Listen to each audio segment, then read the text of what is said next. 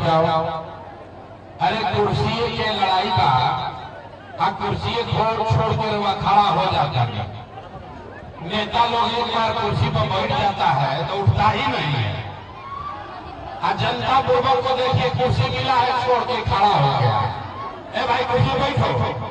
जिसको कुर्सी नहीं है आप पीछे हो जाइए, बीच में मत पूछिए भैया, हाथ जोड़ रहे आप पीछे से पीछे हटिए, बीच से आप हटिए, इधर आ जाइए, बैठिए सारे लोग कुर्सी पर बैठ जाओ। अब जनता के कुर्सी पर बैठे के समय आवता, सब लोग कुर्सी पर बैठिए, कोई खड़ा नहीं रहेगा। गरीब आदमी खड़ा नहीं रहेगा, नेता लोग को खड़ा कराएंगे। अभी भाई बीच में जो लोग है हाथ जोड़ रहे हैं, आप लोग से किनारे हो जाइए, हाथ जोड़ रहे हैं किनारे हो जाइए। तभी हिंदी में बोलेंगे भोजपुरी में, भोजपुरी बोलिए हिंदी में। तो एक बार जरा परसा की धरती पर अपने माँ बाप और अपने पुरखों की जमीन के लिए, बिहार के सम्मान के लिए, बिहारियों के सम्मान के लिए हम लोग नारा लगाएंगे। हम बोलेंगे जय बिहार, और सबके बोले के बाद जय जय बिहार, जय बिहार। जे ना बोलो झारखंड में रहता है, न मानोगे भाई, पूरा ताकत से बोलिए जय बिहार, जय बिहार।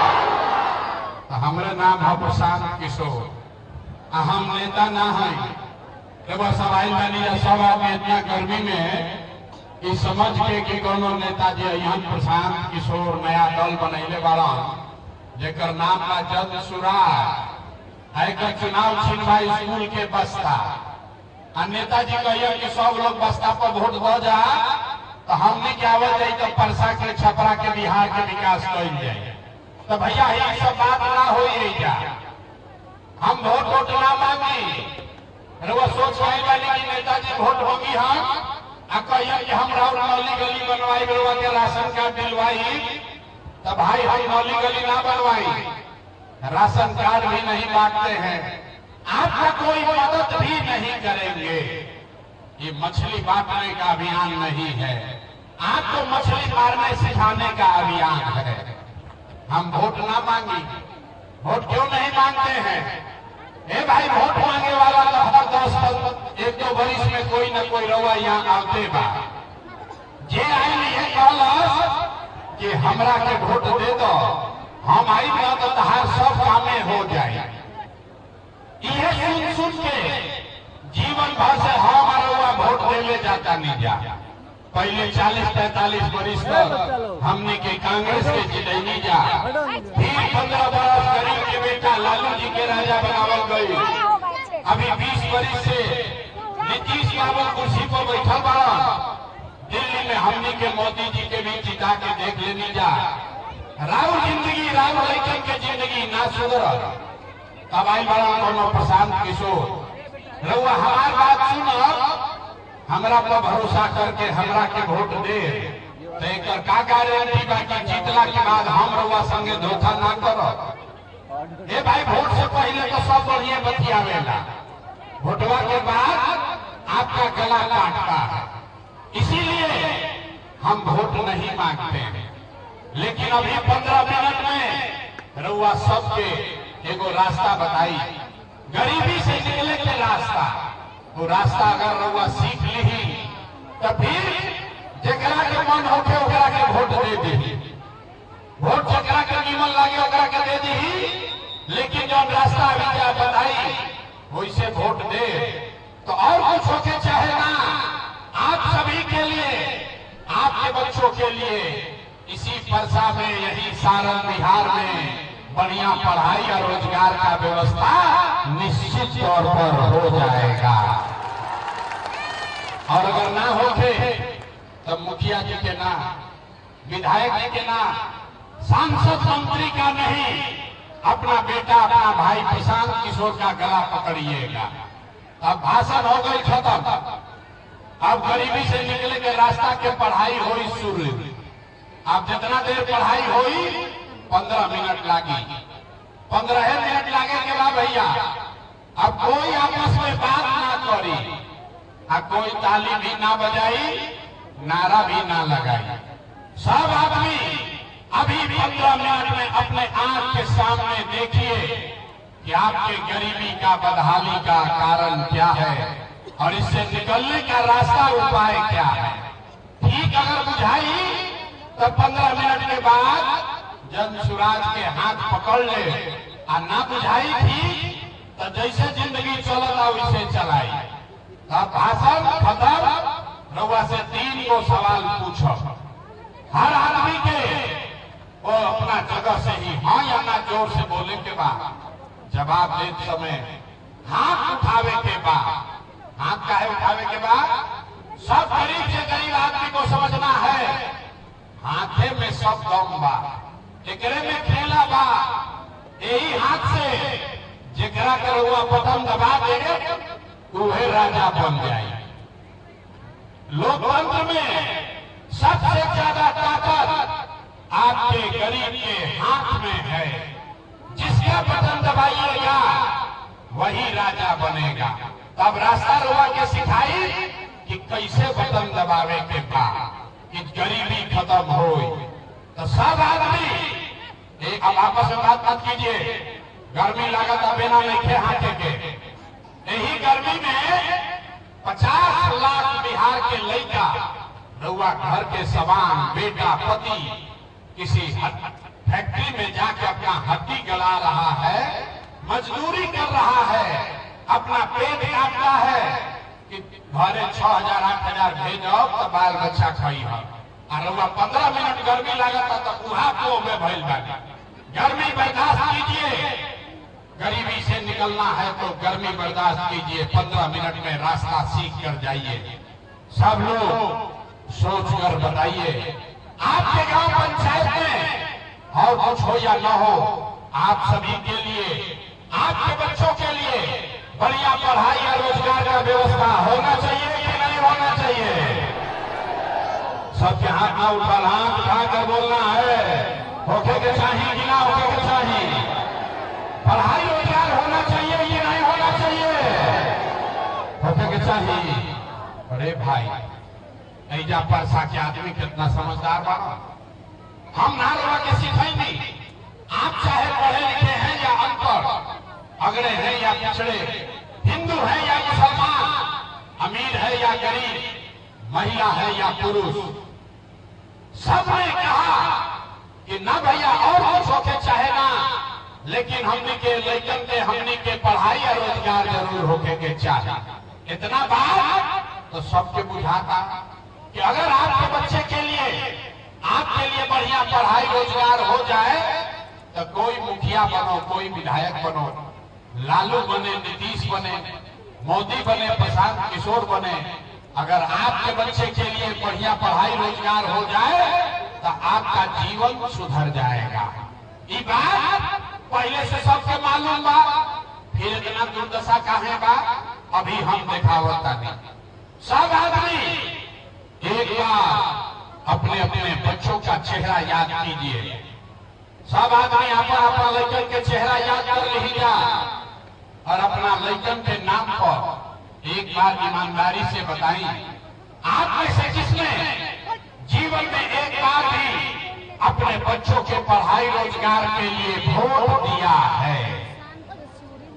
देखिए, चुप बुझाता कि करे मार देना। कितना जोर से बोलनी है, ए भैया पढ़ाई या रोजगार होने के चाहिए।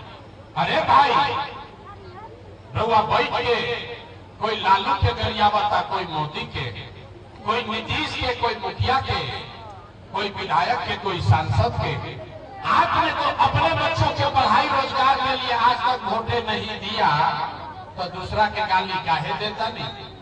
अब कोई खड़ा होके कही कि भैया एक का गारंटी बा कि पढ़ाई रोजगार खातिर वोट दिहल जाई तो मिली। हमने के तो बिहार में सबके वोट दे के देख लेनी जा, आज तक कुछ ना मिलल तो एकर का गारंटी बा कि पढ़ाई रोजगार खातिर वोट दिहल जाई तो मिली। बिल्कुल इसका गारंटी है। हमरा से लिख के ले ली, हमसे लिख कर लीजिए। अभी 2 मिनट में जादू देखिए कि वोट चाहे आप किसी को दीजिएगा, आपके बच्चे को पढ़ाई रोजगार मिलेगा ही मिलेगा। हमारा बात पर भरोसा नहीं करे के कि जादू अपना आंख के सामने देखे के बाद सब लोग दूसरे सवाल का जवाब देगा। सोच के बताई जा, आज तक हमने के जगह के वोट देनी जा, जिस नेता को जिस दल को हम लोग वोट दिए उन नेताओं ने आपका और आपके बच्चों का काम किया है कि नहीं किया है? नहीं किया कि हथवा उठाकर ऐसे बोलिए, किया है तो बोलिए, किया है कि नहीं किया है? अरे भाई जोर से बोलो, किया है कि नहीं किया है? जोर से बोलिए, किया है कि नहीं किया है? अब पलटिया जमन भाई, पूरा परसा के लोग देख लेना, वीडियो में रिकॉर्ड हो गई, सब लोग कहल है कि भैया आज तक जरा के वोट देनी जा, हमने के कोई वोट आज तक कामे ना कैल, तो अब हम जादू दिखाई गिनवावे शुरू करता नहीं। सही बात बोलो तो जोर से सबके हाथ उठा के हाँ बोले के बाद, गलत बोला तो ना बोलते, अब 2 मिनट में बात खत्म हुई। रउआ लौकी आंख के सामने की पढ़ाई रोजगार कैसे मिली 2 मिनट में? सारे लोग पूरे बिहार में, छपरा में, परसा में, जितना आदमी जा आयल बालन, बहुत सारे लोगों ने 5 किलो अनाज के लालच में मोदी जी को, भाजपा को वोट दिया है। तो भैया बिहार में चाहे जितना चोरी भ्रष्टाचार बा, 1 किलो चोरी करके 4 किलो अनाज एजा के आदमी के मिलता कि नहीं थे मिला? जोर से बोले के बाद 4 किलो अनाज मिलता कि नहीं थे मिला? आपने हमने वोट दिया, हिंदू मुसलमान बन के सब हिंदू लोग कहो कि भैया हमने के अयोध्या में राम जी के मंदिर बने के चाहिए। तरौआ गांव में नाली गली ना बनल, स्कूल अस्पताल ना भइल, छपरा में फैक्ट्री ना लागल, रउआ इंदिरा आवास ना मिलल, लेकिन आपके वोट से अयोध्या में राम जी का मंदिर बना है कि नहीं बना है? आपने हमने वोट दिया, कई आदमी कहल कि ना मोदी के ना दे, लालू के ना दे, हम तो नीतीश के वोट दे, हमने के पानी बिजली सड़क चाहिए। तो नीतीश के राज में इसी भ्रष्टाचार वाले बिहार में बिजली का बिल 1000 आए चाहे 2000, घरे घरे बिजली आया है कि नहीं आया है? ये भाई बिजली आई बात कि नहीं आई? हाथवा काहे नहीं उठावा, तो ही तो मैले वाला जा, हाथ उठाकर बोलिए बिजली आया है कि नहीं आया है? आपने हमने वोट दिया जाति के नाम पर, अपना जात के नेता के। बिहार में आदमी कहेला जी ही चाहे मर जाए, अपना जाते वाला के वोट दे। तो भैया राहुल जात के नेता ने, आपके जात के नेता ने आपके बच्चों के लिए पढ़ाई रोजगार का जुगाड़ नहीं किया, लेकिन जाति का बात और जाति का गिनती जनगणना पूरा बिहार में कराया है कि नहीं कराया है? आपने हमने वोट दिया सिलेंडर के लालच में। मोदी जी के लोग कहो कि अब सिलेंडर पर खाना बनावल जाए, तो सिलेंडर के दाम 1000 हो कि 1200, घरे घरे सिलेंडर बताई बा कि नहीं बताई? हाथ नहीं उठो। अरे सिलेंडर बता है कि मोदी जी झूठ बोलता? सिलेंडर बता है कि नहीं बता है? आपने हमने वोट दिया मोदी का भाषण सुन के कि मोदी जी गुजरात में बड़ा विकास कैले बाड़ा। तो ये भैया मोदी गुजरात में तो विकास करो, पूरा देश का पैसा ले जाकर मोदी गुजरात के गांव गांव में फैक्ट्री लगा रहे हैं, और पूरे बिहार से, छपरा से, परसा से आपके हमारे बच्चे गुजरात में जाकर नौकरी मजदूरी कर रहे हैं कि नहीं कर रहे हैं? ये भाई तो कौना बात पर वोट देनी जा कि नाम नहीं लो? आपने कहा अपने बच्चों के नाम पर, ये भैया जीवन में आज तक अपना लड़कन के पढ़ाई रोजगार खातिर वोट ना देने जा, ये जादू दिखावे आई बानी। अरे भाई बोगे बबूल तो आम कहां से खाओगे? वोट दोगे 5 किलो अनाज के लिए, तो रोजगार कहां से भेटाई? आपने वोट दिया 5 किलो अनाज के लिए, अनाज आपको मिल रहा है। आपने वोट दिया मंदिर के लिए, मंदिर अयोध्या में बन गया। आपने वोट दिया बिजली के लिए, घरे घर बिजली आ गई। रउआ वोट देनी सिलेंडर खाती, घरे घर सिलेंडर बटा गई। रउआ वोट देनी जात खाती, जात के चर्चा गिनती घर घर हो गया। आपने वोट दिया गुजरात के विकास के लिए, गुजरात में फैक्ट्री लग गया। आपने अपने बच्चों के पढ़ाई रोजगार के लिए वोट नहीं दिया, इसीलिए पूरा बिहार का बच्चा अनपढ़ और मजदूर बन गया। यही बात बताने आए, बच्चा अनपढ़ और मजदूर बन गया, यही बात बताने आए। वोट ना मांगी, वोट नहीं मांगते, गांव गांव जाके अपन घर परिवार छोड़ के 3 बरिस से गांव गांव पैदल चल के गई, लोग के हाथ जोड़ के एक बात बतावत नहीं। अरे मेरे भाई, अगर रउआ आपन और आपन लइकन के चिंता ना करो तो दुनिया में कोई नेता कोई दल राउर लइका के चिंता ना करी। काहे करी भाई? जब रउआ आपन लइका के चिंते नहीं थे तो लालू नीतीश मोदी प्रशांत किशोर राउर लइका के चिंता काहे करी? अब अभी रउआ के दिखावत नहीं कि रउआ अपन लइकन के चिंता बाकी ना। अब फिर एक बाद गरीबी से निकले के वो रास्ता मंत्र सिखाई सब आदमी के। अब 10 मिनट और सब आदमी के हाथ उठा के बतावे के बाद और कुछ हो चाहे ना हो, आपको अपने बच्चों की चिंता है या नहीं है? हाथ उठाकर बताइए, अपने बच्चों की चिंता है कि नहीं है? है कि नहीं है? है। अरे माँ, परसा में सब के सब आदमी झूठ बोलता, जितना आदमी आई बनी तो सब झूठ बोल रहा। आपने कहा कि भैया हमको हमारे बच्चों की चिंता है। अभी हम रुआ गांव में आई बनी, रास्ता में अगर 100 लड़का मिल रउआ गांव के रउआ समाज के अगर 100 बच्चा मिल आधा से ज्यादा आपके बच्चों के शरीर पर शुद्ध कपड़ा नहीं है। बरसात के मौसम में रउआ देखे अपना गांव में मैदान में जितना छोटा बच्चा आई बड़ा सर, ज्यादातर लड़कन के पैर में 50 रुपया के हवाई चप्पल भी नहीं थे।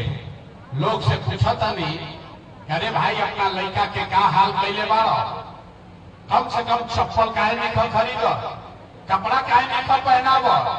लोग कहता है ये भैया इतना गरीबी बा, इतना गरीबी बा, कहाँ से कपड़ा पहनाई, कहाँ से चप्पल खरीदी, कैसे पढ़ाई, कैसे खिलाई। तो मेरे भाई, जिन नेताओं ने आपको और आपके बच्चों को इतना बदहाल बना दिया कि आपके बच्चों के शरीर पर कपड़ा नहीं, पैर में चप्पल नहीं, खाए खाती भर पेट बढ़िया भोजन नहीं, बच्चा आपका बीमार पड़ता है तो दवा डॉक्टर अस्पताल नहीं, वही नेता अभी 3 महीना के बाद वही हम रउआ गांव में वोट मांगे खाती तो जितना आदमी रउआ आई बादी, जितने लोगों ने हाथ उठाया था, ज्यादातर आदमी जाति के नाम पर 500 रुपया के लालच में हिंदू मुसलमान बनकर मुर्गा भात खा के लालू के डर से मोदी और मोदी के डर से लालू का नारा लगाकर इसी हाथ से जो हथवा उठैले रही, यही हाथ से बटन दबा के वो नेता लोग के फिर से रुआ राजा बनाई। ऐजा कहता नहीं कि हमारा लड़का के बड़ा चिंता बा। अरे बा, अपना लड़का के नाम पर झूठ बोलता नहीं तो आप नहीं भोगिएगा तो कौन भोगेगा? अरे भाई, लड़का के चिंता का होला अगर समझे के बाद तो एक बार लालू जी के देखी जा। लालू जी के अपन लड़का के चिंता बा। लालू जी के लड़का 9वां पास ना कैलक, लेकिन लालू जी के चिंता बा कि हमार लड़का बिहार के राजा बनो।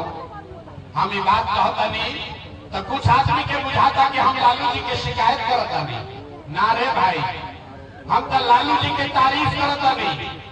लालू जी इतना अच्छा बात कर, लड़का 9वां नहीं थे पास कैले, लेकिन चाहता कि हमार लड़का बिहार के राजा बनो। रउआ अपन दशा देखी, राव लड़का मैट्रिक पास कर लेलस, IAA BA कर लिया, उसको चपरासी का भी नौकरी नहीं मिला, लेकिन आपको उसका कोई चिंता नहीं है। रउआ तो जात के झंडा उठा के बताई बानी, गांव में चलता नहीं, पूछते हैं भैया वोट किसको दिए थे? सुनी बिहार के कथा, पूछीला लोग से भैया वोट के रख देले रहो, कहता है मोदी जी को, मोदी जी को पूछे काहे, मोदी जी को काहे दिए हो? कहता है मोदी जी के सीना बा 56 इंच के। सुनी, कहता है कि मोदी जी का सीना है 56 इंच का। पूछे केकरा से का होई? बोला कि इससे सब मियां जी लोग के मार के मोदी भगा दी हो, पाकिस्तान को बम गिरा दी हो, पाकिस्तान के 4 गो टुकड़ा कर दी हो। अरे भाई देखिए बिहार के लोग के दुर्दशा। आप कहे कैमरा है, हटाओ हटाओ यार। देखिए बिहार के लोगों का दुर्दशा। एजा परसा के गांव में बैठ के रउआ की बुझाता और रउआ लौकता कि मोदी के सीना 50 इंच बाकी 56 इंच, लेकिन आपन लइकन के, पूरा बिहार के लइकन के खैला बगैर सीना सिकुड़ा के 15 इंच भइल बा। रउआ नइखे लौकत रे भाई, तो राउर दुर्दशा ना होई, राउर लइकन के दुर्दशा ना होई तो केकर दुर्दशा? बिहार में आदमी के सुधाराई के नहीं थे, बिहार में आदमी के सुधाराई के नहीं थे। 5 बरिस से आदमी नरक में जियता, जहां जाई ए भैया एजा तो पढ़ाई नहीं थे, ए भैया खाए के नहीं थे, ए भैया रोजगार नहीं थे, नली गली नहीं थे, बड़ा भ्रष्टाचार बा। जैसे ही वोट आवता तो सब बात भुला जाए। वोट के दिन ए भैया हमारा जात के खड़ा बा, चलो ओकरे के वोट दिया। वो आदमी नेता चोर है, बदमाश है, डकैत है, आपका और आपके बच्चों का लूट कर ले गया है, लेकिन अपना जात का होगा तो उसी को वोट देगा, तो कैसे सुधार होगा? आदमी कहता ना रे भैया बुझा कोई, अब तक विकल्प ना रहे, अब रउआ बने, रउआ आगे आगे चली, आप बिहार को सुधारिए, हम लोग सब आपका मदद करेंगे। हम रउआ के हाथ जोड़ते नहीं, हमको आपका मदद नहीं चाहिए। अरे भाई एगो प्रशांत किशोर के छोड़ी, अगर 10 को प्रशांत किशोर आ गई हम, तब भी बिहार नहीं सुधरेगा। जब तक आप लोग नहीं सुधरिएगा तब तक कोई बिहार को नहीं सुधार सकता है, कोई सुधारिए ना सके। अरे जब तक रउआ ना सुधर तो बिहार के सुधारा? यही से रउआ के एगो रास्ता अभी बताई, सब आदमी ये रास्ता और मंत्र सीख कर जाइए, और दिवाली और छठ के बाद आपका जीवन सुधरेगा। सब आदमी एक संकल्प लीजिए, अब की हाली जब वोट देवे जाए तो एक संकल्प लेके जाए। जिन नेताओं ने बिहार को लूटा है, जिन नेताओं ने आपके बच्चों का ये दुर्दशा किया है, आपके पेट पर लात मारा है, बिहार के बच्चों को अनपढ़ मजदूर बनाया है, वो चाहे आपके जाति का हो या धर्म का, दल का हो या गांव का, उसको वोट नहीं देना है। तो अगर सब लोग सहमत होते तो हाथ उठाई जा, भरे जाए से पहले सब लोग हाथ उठाकर बोलिए, जिन नेताओं ने बिहार को लूटा है उसको वोट देना है कि नहीं देना है? ना भाई आवाज ना आए। जिन नेताओं ने बिहार को लूटा है उसको वोट देना है कि नहीं देना है? रउआ जाति के हो या दे ना दे दे? अरे भाई हिंदू मुसलमान करेगा, दीजिएगा कि नहीं दीजिएगा? 2000 रुपया ला के दी हम तो दे कि ना दे? ना दे? ए भाई जोर से बताओ, 2000 रुपया देंगे पैसा, वोट दोगे कि नहीं दोगे? नहीं दीजिएगा? हम तो जानत रहेंगे पैसा के आदमी समझदार बा, बड़ा पूर्वक बा। अरे पैसा दी हम तब पैसा लेवे के बाद, काहे लेवे के बाद समझ लो। ए भाई सब लोग पहले बात समझ लीजिए, पैसा नेता ला कर देगा, पैसा लेना है, काहे लेना है? आप बताइए, 5 बरिस राशन कार्ड बनाने में आपसे घूस लिया है कि नहीं लिया है? सबके बोले के बाद घूस लागल बा कि नहीं लागल? जाति प्रमाण पत्र बनाने में पैसा लिया है कि नहीं लिया है? थाना में पुलिस वाला घूस ले रहा है कि नहीं ले रहा है? बिजली के बिल ज्यादा आवता कि नहीं आवता? ए भाई बिजली के बिल ज्यादा आवता कि नहीं आवता? ब्लॉक में सीओ बीडीओ लूट रहा है कि नहीं लूट रहा है? पूरा परसा के गाँव में 100 रुपया के शराब 300 रुपया में बेचा था कि नहीं बेचा? सब लोग महिला लोग बताइए, शराब बिक रहा है कि नहीं बिक रहा है? अरे भाई, तो 5 बरिस हमनिए के पैसा लूट के ले गया, वही में से ला के 1000 रुपया देगा, अपने पैसा लेने के बाद, लेकिन पैसा लेने के बाद एक मंत्र, एक संकल्प याद करना है, गरीबी से निकलने का मंत्र क्या है? इस बार जब रउआ वोट देवे जाए तो एक संकल्प लीजिए, जीवन में एक बार वोट, किसी नेता के लिए नहीं, किसी दल के लिए नहीं, नाली गली के लिए नहीं, 5 किलो अनाज के लिए नहीं, अपना जात के लिए नहीं, हिंदू मुसलमान के लिए नहीं, मंदिर मस्जिद के लिए नहीं, लालू नीतीश मोदी किसान किशोर के लिए नहीं, जीवन में एक बार वोट। सब लोग संकल्प लीजिए, जीवन में एक बार वोट अपने अपने बच्चों के लिए देना है, अपने बच्चों को पढ़ाई और रोजगार के लिए देना है। ताली नहीं खे बजावे के, ऐसे जानना छूटी। हाथ उठाइए और बताइए, हर आदमी को हाथ उठाना है और बताना है वोट अपने बच्चों के लिए देना है कि नहीं देना है। अपना लड़कन खातिर वोट देवे के बाद नहीं खेलेंगे, अपना लड़कन खातिर देवे के बाद की जात खातिर देवे के बाद। आधा आदमी के नाम उठाए, आधा आदमी के नाम उठाए, ये भैया जाके वोट देवे से का हो, हमरा सब जादू देखी, जादू नंबर 2, वोट देवे से का हो, हम बताओ तनी का हो। आपने मोदी का चेहरा देखकर वोट दिया तो चाय बेचे वाला मोदी रउआ वोट से देश के राजा हो गई। आपने लालू जी का चेहरा देखकर वोट दिया तो भ्रष्ट चलाने वाले लालू यादव 30 वर्ष से बिहार के राजा हैं। आपने नीतीश कुमार का चेहरा देखकर वोट दिया तो बैठ का लड़का नीतीश कुमार 20 वर्ष से बिहार के राजा हैं। एक बार हमारी बात मानिए, एक बार अपना बेटा अपना भाई प्रशांत किशोर का बात मानिए, एक बार जीवन में अपने बच्चों का चेहरा देखकर वोट दीजिए। आपके वोट में इतना ताकत है, आपका बच्चा भी बेरोजगार नहीं रहेगा। अब अगर उठा गई तब हाथ उठाकर संकल्प लीजिए। सब आदमी को हाथ उठाना है, मुट्ठी बांधना है, मुट्ठी बांधिए, सब लोग मुट्ठी बांधिए, हाथ खुला नहीं थे रखेंगे मुट्ठी बांधने के बाद। और मुट्ठी बांधकर संकल्प लीजिए, अगली बार वोट अपने बच्चों के लिए देना है कि नहीं देना है, अपने बच्चों के लिए वोट देना है कि नहीं देना है। देखेगा झूठ नहीं बोलो, झूठ नहीं बोल रहे हैं, तो अगर झूठ नहीं बोल रहे हैं तो एक बार अभी हाथ पीछे करी और आपको बता रहे हैं, इस बार जब रउआ दिवाली और छठ मनाई, अब की हाल जब रउआ दिवाली और छठ मनाई तो आपके जीवन के गरीबी का, बिहार के बदहाली का ये अंतिम दिवाली और छठ होने जा रहा है। अब बजा लीजिए ताली तो बताते हैं कैसे। ताली बजा लो एक बार, छठ के बाद गरीबी खत्म होने वाला है, कैसे होगा अभी बताते हैं।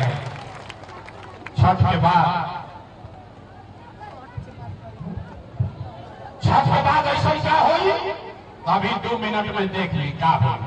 छठ के बाद अगर आपने अपने बच्चों के लिए वोट दिया, रउआ अगर अपना लड़कन खातिर वोट दे दी तो छठ के बाद नाली गली बनो चाहे मत बनो, स्कूल अस्पताल जब सुधरी तब सुधरी, लेकिन साल भर के अंदर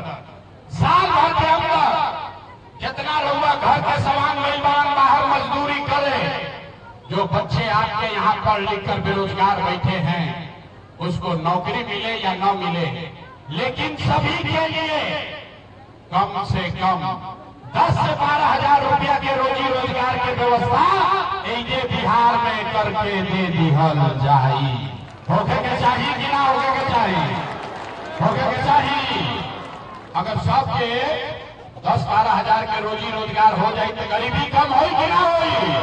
जोर से बोलो भैया, होगा कि नहीं होगा? जोर से बोली हो कि ना हो?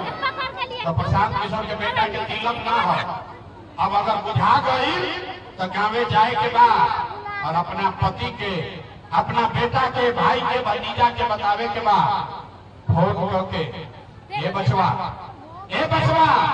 अब की हाली जब दिवाली या छठ में तू घरे आईब, याद रखो ये बचवा, आपकी हाली दिवाली या छठ में जब घरे आईब तब फिर जीवन में कभी 10-12 हजार रुपया के रोजी रोजगार खातिर अपन घर परिवार, गांव, छपरा, बिहार छोड़ के बाहर ना जाए के पड़ी। सब लोग को मंजूर है? सबके मंजूर बा?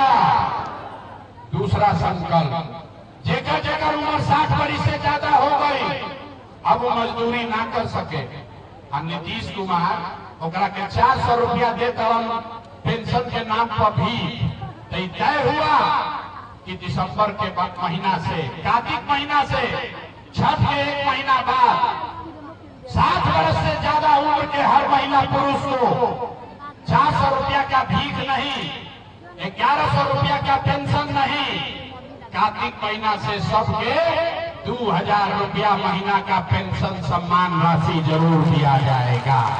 होके के चाहिए, होना चाहिए। तीसरा और अंतिम संकल्प, 10-12 हजार के रोजी रोजगार हो जाए, बूढ़ आदमी के 2000 रुपया मिले लगी, उसे जीवन ना सुधरी। जीवन तब सुधरी जब राव लड़का बात नाती पोता पढ़ लिख के अफसर बनी है।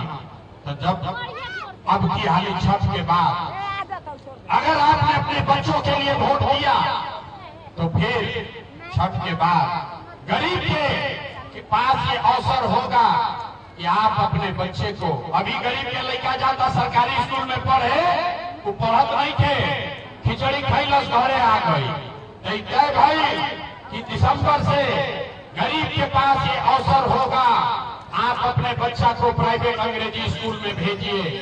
जब तक सरकारी स्कूल ना सुधरी तब तक हुआ अपना लड़का के प्राइवेट स्कूल में भेजी, स्कूल भेजे के खर्चा और फीस सरकार की ओर से भरल जाए, ताकि गरीब से गरीब का बच्चा भी अंग्रेजी स्कूल में पढ़ सके। होके के चाहिए कि ना? होके के चाहिए। अब इतना देर पढ़ा लेनी, अब परीक्षा दी ही जा। सब आदमी परीक्षा दे के तब घरे जाई। सब लोग को बताना है आपको 5 किलो अनाज चाहिए कि रोजगार चाहिए। हाथ उठा के बोले के बाद कहने न बिहार के आदमी ना सुधरी हो। अरे भाई हाथ उठा कर बोलो, 5 किलो अनाज चाहिए कि रोजगार चाहिए? जात चाहिए कि अपन लड़कन के पढ़ाई चाहिए? पढ़ाई चाहिए कि जात चाहिए? लालू नीतीश मोदी के राज चाहिए कि जनता के राज चाहिए? ये भाई जरा लालू चाहिए लालू बोलो, जरा मोदी चाहिए मोदी बोलो। झूठ बोलिएगा पकड़ा जाइएगा। सोच कर बोलिए, लालू नीतीश मोदी का राज की जनता का राज। देखा कितना हाथवा निकल उठाओ, सोचता हम काहे बोली, हम सुधर, हमो ना सुधर, पूरा बिहारों के ना सुधरे थे। हाथ उठा कर बोलिए, लालू नीतीश मोदी का राज की जनता का राज। लालू नीतीश मोदी का राज की जनता का राज। झूठ नहीं ना बोले, जांच ली। अब परीक्षा दे देनी, अब एक जांच हुई, सब लोग सोच के बताई जा, नीतीश कुमार रही ना कि गई है? भाई सब लोग बोलो नीतीश को रखना है कि हटाना है? सबके बोलिए कि नीतीश को रखना है कि हटाना है? जोर से बोलिए, नीतीश को रखना है कि हटाना है? आवाज नहीं आया। नीतीश कुमार को रखना है कि हटाना है? नीतीश को रखना है कि हटाना है? अब मोदी आई हो, अब मोदी आई हम कहिए कि सब लोग नीतीश के वोट दे दो, तो दिया ही ना दिया ही? अच्छा इतना पूर्वक बुझता है, हमारा पास अला तो कहला ना दिया ही, काल है मोदी आई हम तो मोदी मोदी करके जाओगे। अभी अब जादू नंबर 3 देखिए, अंतिम जादू कि मोदी के कहला को वोट दिया कि ना दिया, अभी तय हुई। सब आदमी सोच कर बताइए। सबके अंतिम सवाल भाई, वोट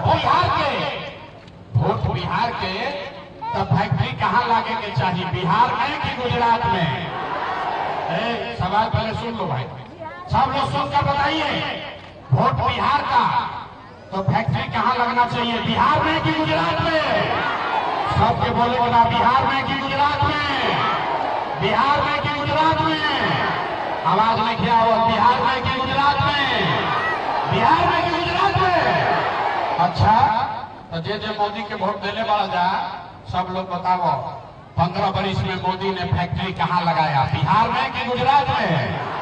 मोदी फैक्ट्री कहाँ लगाई? बिहार में कि गुजरात में? देखा जब मोदी के वोट देने में छुपाई बा डर के मारे अदालत नहीं खा जा। अरे भाई बोलो, मोदी ने फैक्ट्री कहाँ लगाया? बिहार में कि गुजरात में? बिहार में कि गुजरात में? नहीं मंजूर है, वोट लीजिएगा। बिहार में फैक्ट्री लगी, गुजरात में मंजूर बा? मंजूर है तो मोदी कहने पर वोट दीजिएगा। हाथ उठाकर बोलिए, मोदी कहने वोट दीजिएगा। हाथ उठाओ भाई, जो खड़ा बा उनको उठावे के बा। देखो तनी हाथ उठाइए और बताइए मोदी कहने वोट दीजिएगा। जोर से बोलिए, मोदी कहने वोट दीजिएगा। अब मोदी काला पर वोट दे तो गुजरात में लड़का जाके मजदूरी करिया सन तो पाप रउवे सर पर लागे। अब मोदी के कहला पर वह वोट ना दे तो नीतीश कुमार तो गई रैयन की जय। भाई जोर से बोलो, रैयन की जय। नीतीश कुमार रैयन की जय। हाथ उठाकर टाटा बोलिए नीतीश कुमार को। भाई नीतीश कुमार रैयन की जय। रैयन की जय। अरे हथवा हिलाकर बोलो नीतीश कुमार के बुझात देखे आजकल। हाथ उठाकर बोलिए नीतीश कुमार रैयन की जय। रैयन की जय। जय गैलन नीतीश कुमार। बस गई लालू के ललटेन। अब भाई अब देखा ललटेन वाला के बारी आ गई। अभी मोदी को कहनी है तो बड़ा मजा आई लो। अब बोलो लालू के ललटेन चाहिए। अब देखो जो ललटेन के वोट देले बा वो लुकाइल बा। अब क्या करी रे बाबू? अब तो हमारो नंबर आ गए। आप बताओ भाई, ललटेन वाला अपहरण राज चाहिए, गुंडा राज चाहिए, फिर से बिहार में जंगल राज चाहिए? हाथ में गला उठा हुआ, हाथ उठा के बोले के बा लालू का ललटेन चाहिए, ललटेन वाला जंगल राज चाहिए। हाथ उठा कर बोलिए सबको लालू को वोट देना है। ललटेन के वोट देवे के बाद जगह देवे के बाद देखिए हाथ कैसे लुकाइए, हाथ नीचे करके हाथ ऊपर करके बताओ लालू को ललटेन के वोट देना है कि नहीं देना है? नहीं देना है, नहीं देना है ना, झूठ नहीं ना बोल रहे हैं। तो लालू नीतीश मोदी तीनों चल गए तक के बचा। प्रसाद किशोर गैलन तेल ले ले, मतलब अभी लालू से ठगैल, नीतीश से ठगैल, मोदी से ठगैल, प्रसाद किशोर से ठगैब? अरे नहीं, लालू नीतीश मोदी तीनों चला गया तब बिहार में बच गई बिहार की जनता। बिहार में अब लालू नीतीश मोदी का राज नहीं चाहिए, जनता का राज होना चाहिए। होके के चाहिए कि ना होके के चाहिए? होके के चाहिए, होके के चाहिए। तो तनी जोर से बोलो, हम लालू नीतीश मोदी तीनों गैलन के बचा, जनता कौन बचा? जोर से बोलिए, लालू नीतीश मोदी तीनों गए, कौन बचा? कौन बचा? कौन बचा? कौन बचा? कौन बचा? अब बिहार में लालू नीतीश मोदी का राज नहीं, जनता का राज होना चाहिए, जन सुराज होना चाहिए। सब लोग तैयार है? तो जोर से बोली जय बिहार, जय बिहार। तो हम लोग ऐसे वोट मांगनी ना, पैसा चंदा ली ही ना। लोग कहता ये भाई इतना बढ़िया बढ़िया बतियावत अपना खातिर क्या चाहता? कुछ आदमी के बुझाता कि हम आई बारी जब मंत्री मुख्यमंत्री बने। अरे भाई आप हमको नहीं जानते, हम मुख्यमंत्री बने खातिर पसीना नहीं खी बहावत। एगो दूगो ना 12 जना के मुख्यमंत्री बनवैले बारी। ये मुख्यमंत्री बनने के लिए पसीना नहीं बहा रहे हैं, ये पसीना इसलिए बहा रहे हैं, ये सपना लेकर आए हैं कि अपने जीवन काल में एक ऐसा भी दिन देखें जब हरियाणा पंजाब से गुजरात महाराष्ट्र से लोग यही बिहार में छपरा में रोजी रोजगार मजदूरी करे यहाँ, तब मानव की बिहार में विकास हो गई। सबके मंजूर बा कि ना? है मंजूर? है मंजूर? तो जरा बोलो जय बिहार। तो वोट वोट देनी ना और देवे के बारी बा, और कुछ नहीं। अगर हमारी बात ठीक बुझाई होके तो एक बार जाए से पहले हाथ उठा के आशीर्वाद दी और बताइए कि ये प्रयास होना चाहिए कि नहीं होना चाहिए? बिहार में प्रयास होने के चाहिए कि ना? बिहार में बदलाव होना चाहिए कि नहीं होना चाहिए? 25 में होके के चाहिए कि 30 में? अभी होके के चाहिए कि 5 वर्ष के बाद? भाई सोच के बताओ, अभी हो के चाहिए कि 5 बरिस के बाद? अभी की 30 में, 25 में की 30 में, 25 में की 30 में, याद रही ना? तो 3 महीना के बाद राहुल जिंदगी बदले वाला बा। बिहार से गरीबी के हमने के झाड़ू मार के अपनी आदि दिवाली में भगावे वाला बानी जा। सबको मंजूर है? तो पूरी ताकत से बोलिए जय बिहार, जय बिहार। नमस्कार। सब लोग जो खड़ा है पहले बैठ जाइए।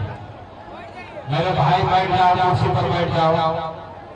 अरे कुर्सी के लड़ाई का अब कुर्सी छोड़ के वह खड़ा हो जाता है। नेता लोग एक बार कुर्सी पर बैठ जाता है तो उठता ही नहीं है।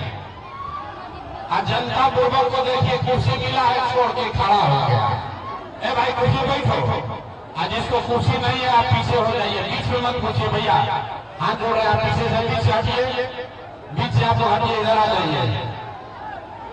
बैठिए बैठिए, सारे लोग कुर्सी पर बैठ जाओ। अब जनता के कुर्सी पर बैठे के समय आवता, सब लोग कुर्सी पर बैठिए, कोई खड़ा नहीं रहेगा। गरीब आदमी खड़ा नहीं रहेगा, नेता लोग को खड़ा कराएंगे। अभी ए भाई बीच में जो लोग है हाथ जोड़ रहे हैं, आप लोग से किनारे हो जाइए, हाथ जोड़ रहे हैं किनारे हो जाइए। अभी हिंदी में बोलेंगे, भोजपुरी में, भोजपुरी बोलिए हिंदी में। तो एक बार जरा परसा की धरती पर अपने माँ बाप और अपने पुरखों की जमीन के लिए, बिहार के सम्मान के लिए, बिहारियों के सम्मान के लिए हम लोग नारा लगाएंगे। हम बोलेंगे जय बिहार, और सबके बोले के बाद जय जय बिहार, जय बिहार। अजय जे ना बोलो झारखंड में रहता है, न मानोगे भाई, पूरा ताकत से बोलिए जय बिहार, जय बिहार। हमारे नाम है प्रशांत किशोर, हम नेता ना है। एगो सवाल बनी सब आदमी इतना गर्मी में ई समझ के कि कोनो नेताजी यहाँ प्रशांत किशोर नया दल बनैले बाड़ा, जेकर नाम बा जग सुराज। एक चुनाव छिनवाई स्कूल के बस्ता, आ नेताजी कहिए कि सब लोग बस्ता पर वोट दो जा, तो हमने क्या आवल जाए तो परसा के, छपरा के, बिहार के विकास कल जाए। तो भैया ये सब बात ना हो जा, हम वोट ना मांगी। वो सोच रहे वाली कि नेताजी वोट होगी हम कहिए कि हम नौली गली बनवाई, बलवा के राशन कार्ड दिलवाई। तो भाई हम नौली गली ना बनवाई, राशन कार्ड भी नहीं बांटते हैं, आपका कोई मदद भी नहीं करेंगे। ये मछली बांटने का अभियान नहीं है, आपको मछली मारने सिखाने का अभियान है। हम वोट ना मांगी। वोट क्यों नहीं मांगते हैं? ए भाई वोट मांगे वाला तो हर 10 एक 2 बरिस में कोई न कोई रवा यहाँ आते बा। जे आए ये कहलस कि हमरा के वोट दे दो, हम आई ना तो तहार सब कामे हो जाए। ये सुन के जीवन भर से हम रवा वोट देले जाता नहीं जा। पहले 40-45 बरिस तक हमने के कांग्रेस के जितैनी जा, फिर 15 बरस गरीब के बेटा लालू जी के राजा बनावल गई। अभी 20 बरिस से नीतीश बाबू कुर्सी पर बैठल बड़ा। दिल्ली में हमने के मोदी जी के भी जिता के देख लेनी जा। राहुल जिंदगी, राहुल लड़कन के जिंदगी ना सुधर। तब आई बड़ा कोनो प्रशांत किशोर रउआ हमार बात सुन, हमरा पर भरोसा करके हमरा के वोट दे, तो एक का गारंटी बाकी जीतला के बाद हम रउआ संगे धोखा ना करो। ए भाई वोट से पहले तो सब बढ़िया बतियावेला, वोटवा के बाद आपका गला काटता है। इसीलिए हम वोट नहीं मांगते हैं। लेकिन अभी 15 मिनट में रउआ सबके एगो रास्ता बताई, गरीबी से निकले के रास्ता। वो रास्ता अगर रउआ सीख ली तो फिर जकरा के मन होके ओकरा के वोट दे दी। वोट जकरा के निमन लागे ओकरा के दे दी। लेकिन जो रास्ता अभी क्या बताई वैसे वोट दे तो और कुछ होके चाहे ना, आप सभी के लिए, आपके बच्चों के लिए, इसी परसा में, यही सारण बिहार में बढ़िया पढ़ाई और रोजगार का व्यवस्था निश्चित तौर पर हो जाएगा। और अगर ना होके तो मुखिया जी के ना, विधायक जी के ना, सांसद मंत्री का नहीं, अपना बेटा अपना भाई प्रशांत किशोर का गला पकड़िएगा। अब भाषण हो गई खत्म, अब गरीबी से निकले के रास्ता के पढ़ाई हुई शुरू। अब जितना देर पढ़ाई हुई 15 मिनट लागी, 15 मिनट लागे के बाद भैया अब कोई आपस में बात ना करी, कोई ताली भी ना बजाई, नारा भी ना लगाई। सब आदमी अभी 15 मिनट में अपने आंख के सामने देखिए कि आपके गरीबी का, बदहाली का कारण क्या है और इससे निकलने का रास्ता, उपाय क्या है। ठीक अगर बुझाई तो 15 मिनट के बाद जन सुराज के हाथ पकड़ ले, और ना बुझाई थी तो जैसे जिंदगी चलता वैसे चलाई। अब भाषण खत्म, रउआ से 3 को सवाल पूछो। हर आदमी के वो अपना जगह से ही हाँ या ना जोर से बोले के बाद, जवाब देते समय हाथ उठावे के बाद, हाथ काहे उठावे के बाद, सब गरीब से गरीब आदमी को समझना है हाथे में सब दम बा, एकरे में खेला बा।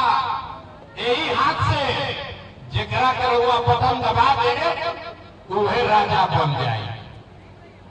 लोकतंत्र में सबसे ज्यादा ताकत आपके गरीब के हाथ में है। जिसका बटन दबाइएगा वही राजा बनेगा। तब रास्ता रुआ के सिखाई कि कैसे बटन दबावे के बाद कि गरीबी खत्म हो। तो सब आदमी अब आपस में बात मत कीजिए, गर्मी लागत बिना नहीं हाथे के। यही गर्मी में 50 लाख बिहार के लड़का रउआ घर के समान बेटा पति किसी फैक्ट्री में जाके अपना हड्डी गला रहा है, मजदूरी कर रहा है, अपना पेट काटता है कि घरे 6,000 8,000 भेजो तो बाल बच्चा खाई है। और रउआ 15 मिनट गर्मी लागता तो उहा को में भइल बानी। गर्मी बर्दाश्त कीजिए, गरीबी से निकलना है तो गर्मी बर्दाश्त कीजिए। 15 मिनट में रास्ता सीख कर जाइए। सब लोग सोच कर बताइए, आपके गांव पंचायत में और कुछ हो या न हो, आप सभी के लिए, आपके बच्चों के लिए बढ़िया पढ़ाई और रोजगार का व्यवस्था होना चाहिए कि नहीं होना चाहिए। सबके हाथ ना उठा, हाथ उठाकर बोलना है, होके के चाहिए कि ना होके के चाहिए। पढ़ाई रोजगार होना चाहिए ये नहीं होना चाहिए, होके के चाहिए। अरे भाई ऐजा परसा के आदमी कितना हैं या अनपढ़, अगड़े हैं या पिछड़े, हिंदू है या मुसलमान, अमीर है या गरीब, महिला है या पुरुष, सबने कहा कि ना भैया और कुछ होके चाहे ना, लेकिन हमने के लड़कन के, हमने के पढ़ाई और रोजगार जरूर होके के चाहे। इतना बात तो सबके बुझाता कि अगर आपके बच्चे के लिए, आपके लिए बढ़िया पढ़ाई रोजगार हो जाए तो कोई मुखिया बनो, कोई विधायक बनो, लालू बने, नीतीश बने, मोदी बने, प्रशांत किशोर बने, अगर आपके बच्चे के लिए बढ़िया पढ़ाई रोजगार हो जाए तो आपका जीवन सुधर जाएगा। ये बात पहले से सबके मालूम बा, फिर इतना दुर्दशा काहे बा अभी हम दिखावता नहीं। सब आदमी एक बार अपने अपने बच्चों का चेहरा याद कीजिए। सब आदमी अपना लड़कन के चेहरा याद कर लीजिए और अपना लड़कन के नाम पर एक बार ईमानदारी से बताएं, आप में से किसने जीवन में एक बार भी अपने बच्चों के पढ़ाई रोजगार के लिए वोट दिया है? देखिए चुप बुझाता कि करे मार देना। कितना जोर से बोलनी है ना, ए भैया पढ़ाई और रोजगार होने के चाहिए।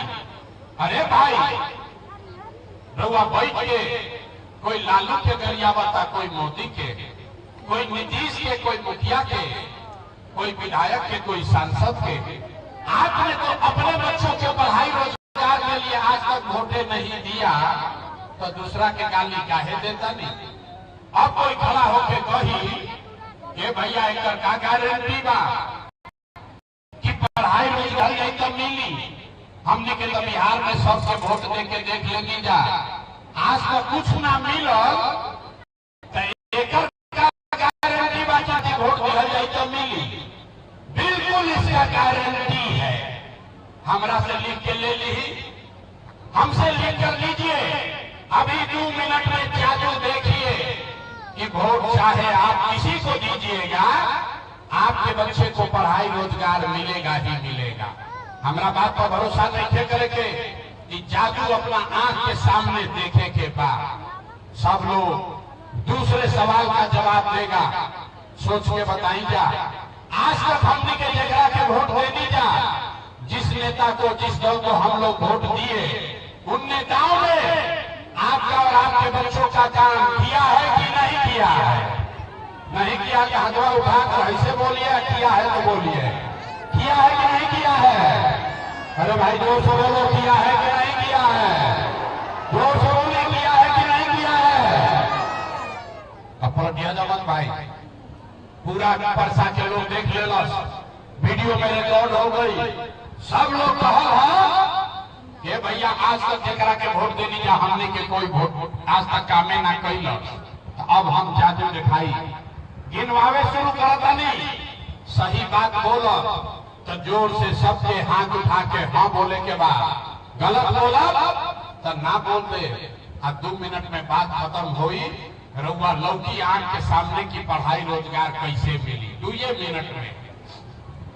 सारे लोग पूरे बिहार में, छपरा में, परसा में, जितना आदमी जा आयल पालन, बहुत सारे लोगों ने 5 किलो अनाज के लालच में मोदी जी को, भाजपा को वोट दिया है। तो भैया बिहार में चाहे जितना चोरी भ्रष्टाचार बा, 1 किलो चोरी करके 4 किलो अनाज के आदमी के मिलता कि नहीं थे मिला? जोर से बोले के बाद 4 किलो अनाज मिलता कि नहीं थे मिला? आपने हमने वोट दिया, हिंदू मुसलमान बन के सब हिंदू लोग कहल हे भैया हमने के अयोध्या में राम जी के मंदिर बने के चाहिए।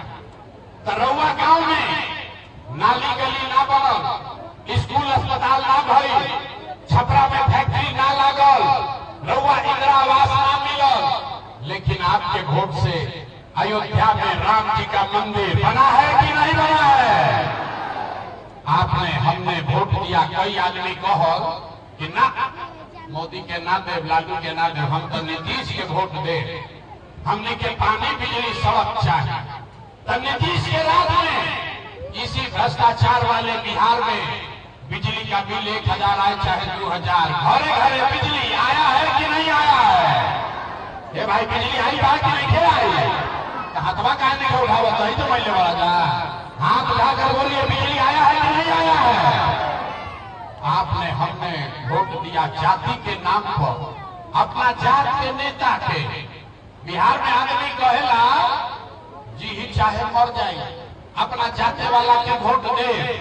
तो भैया राहुल जात के नेता ने, आपके जात के नेता ने आपके बच्चों के लिए पढ़ाई रोजगार का जुगाड़ नहीं किया, लेकिन जाति का बात और जाति का गिनती जनगणना पूरा बिहार में कराया है कि नहीं कराया है? आपने हमने वोट दिया सिलेंडर के लालच में। मोदी जी के लोग कहो कि अब सिलेंडर पर खाना बनावल जाए, तो सिलेंडर के दाम 1000 हो कि 1200, घरे घरे सिलेंडर बताई बा कि नहीं बताई? हाथ नहीं उठो। अरे सिलेंडर बता है कि मोदी जी झूठ बोलता? सिलेंडर बता है कि नहीं बता है? आपने हमने वोट दिया मोदी का भाषण सुन के कि मोदी जी गुजरात में बड़ा विकास कैले बाड़ा। तो भैया मोदी गुजरात में तो विकास करो करो, पूरा देश का पैसा ले जाकर मोदी गुजरात के गांव गांव में फैक्ट्री लगा रहे हैं और पूरे बिहार से, छपरा से, परसा से आपके हमारे बच्चे गुजरात में जाकर नौकरी मजदूरी कर रहे हैं कि नहीं कर रहे हैं? ये भाई तो कौना बात को वोट देनी जाके नाम नहीं लो। आपने कहा अपने बच्चों के नाम पर ये भैया जीवन में आज तक अपना लड़कन के पढ़ाई रोजगार खातिर वोट ना देने जा, ये जादू दिखावे आई बानी। अरे भाई बोओगे बबूल तो आम कहां से खाओगे, वोट दोगे 5 किलो अनाज के लिए तो रोजगार कहां से भेटाई। आपने वोट दिया 5 किलो अनाज के लिए, अनाज आपको मिल रहा है।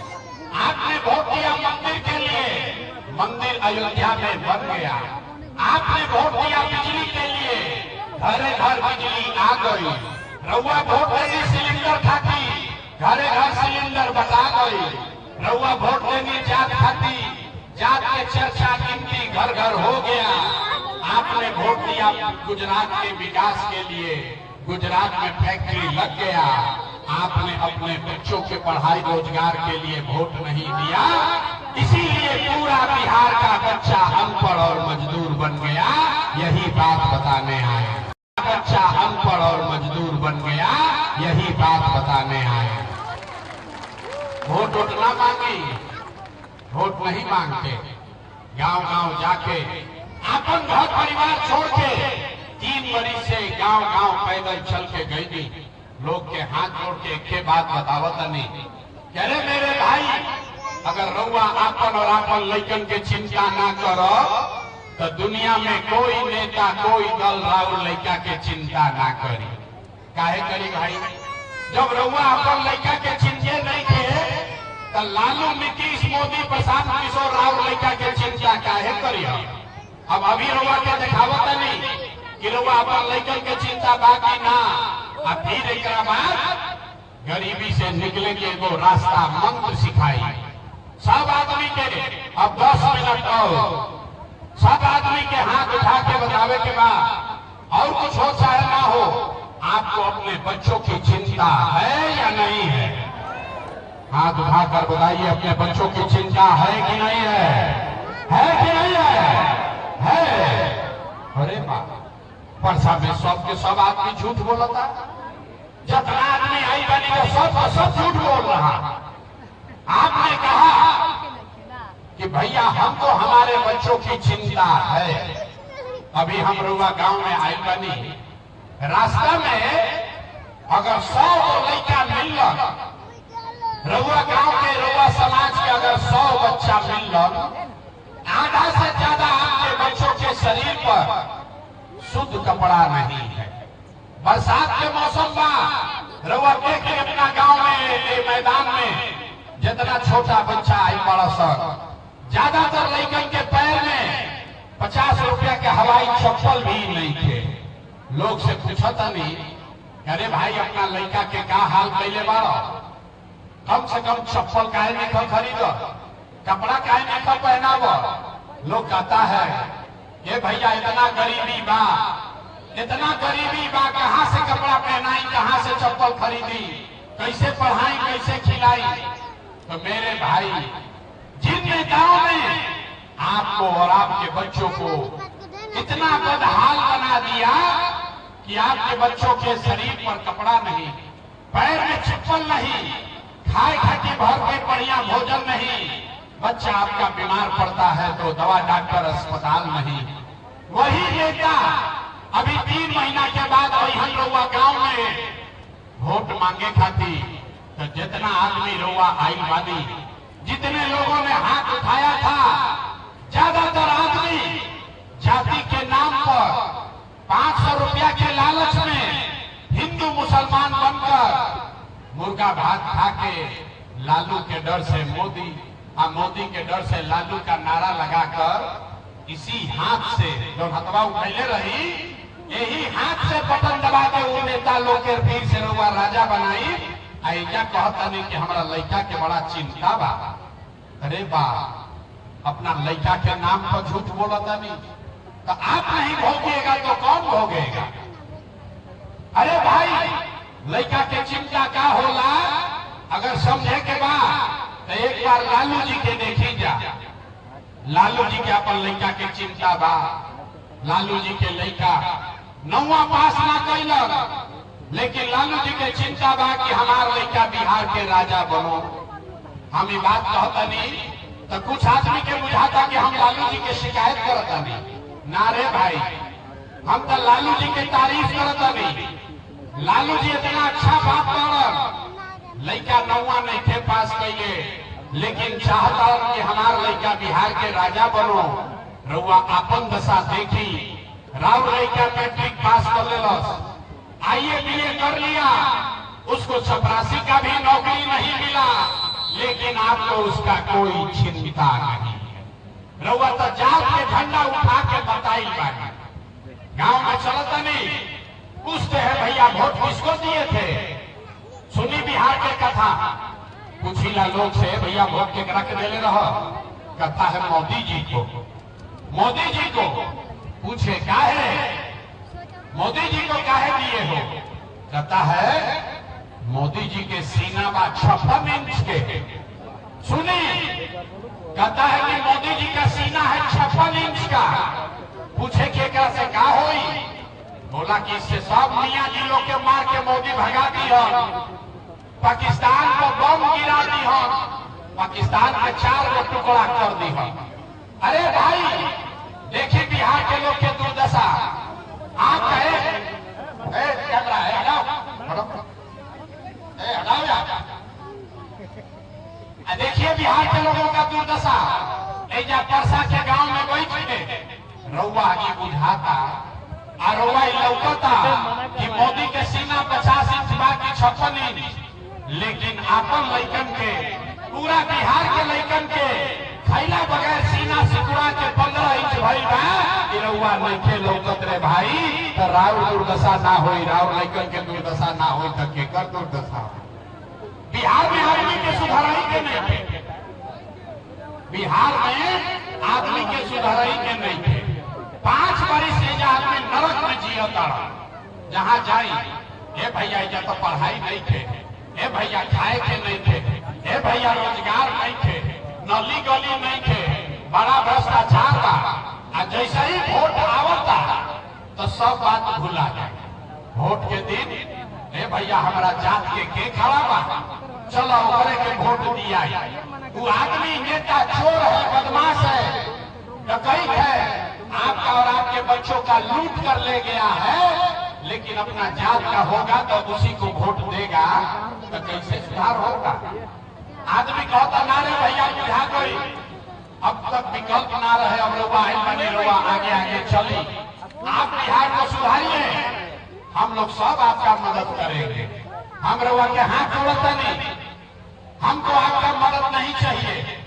अरे भाई एगो प्रशांत किशोर के छोड़ी, अगर 10 को प्रशांत किशोर आ गई हम, तब भी बिहार नहीं सुधरेगा। जब तक आप लोग नहीं सुधरिएगा तब तक कोई बिहार को नहीं सुधार सकता है, कोई सुधारिए ना सके। अरे जब तक रउआ ना सुधर तो बिहार के सुधार। यही से रउआ के एगो रास्ता अभी बताई, सब आदमी ये रास्ता और मंत्र सीख कर जाइए, और दिवाली और छठ के बाद आपका जीवन सुधरेगा। सब आदमी एक संकल्प लीजिए, अब की हाली जब वोट देवे जाए तो एक संकल्प लेके जाए। जिन नेताओं ने बिहार को लूटा है, जिन नेताओं ने आपके बच्चों का ये दुर्दशा किया है, आपके पेट पर लात मारा है, बिहार के बच्चों को अनपढ़ मजदूर बनाया है,